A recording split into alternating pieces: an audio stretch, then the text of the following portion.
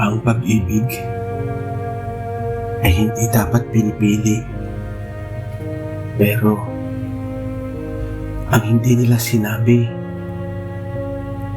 ang pag-ibig pala ay dapat pinag-iisipan. Nakilala ko siya sa panahong pagod ako sa mundo. Siya ang naging pahinga ko. Ang tawa niya, ang mga kwento niya, at ang paraan ng pagtingin niya sa akin na tila ako ang pinakamahalagang tao sa buhay niya. Noong una, naniwala ako. Naniwala ako sa mga pangakong sandali lang ito, aayusin ko ang lahat.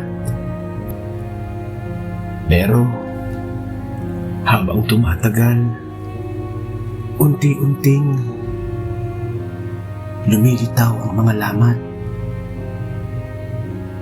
Ang mga gabi na hindi siya pwedeng tawagan dahil nasa bahay siya.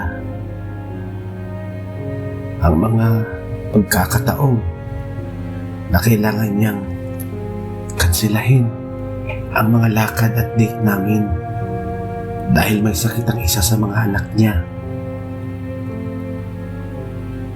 Sa bawat sandaling magkasama kami, may anino ng ibang tao sa pagitan namin.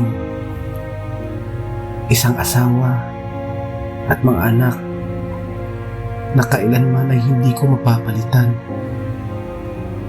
Ako ang naging lihim na pilit ay kinukubli, habang sila ang tahanan na kailangan niyang balikan. Dumating ang araw na kinakatakutan ko. Isang gabi, tumawag siya. Pero hindi para sabihing pupunta siya. Siya ay tumawag para magpaalam. Nahuli siya ng kanyang asawa. Nakita ng asawa niya ang lahat. Narinig ko sa kabilang linya ang iyak ng anak niya. Ang mga batang walang kinalaman pero nasasaktan dahil sa aming dalawa. Sinabi niya ang mga salitang dumurog sa akin. Hindi ko kayang iwan ang pamilya ko. Patawad. Kailangan ko itong ayusin.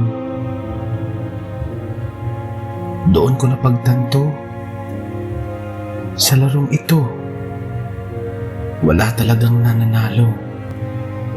Naiwan akong mag-isa sa dilim, habang siya ay bumalik sa buhay na kailanman ay hindi naging akin.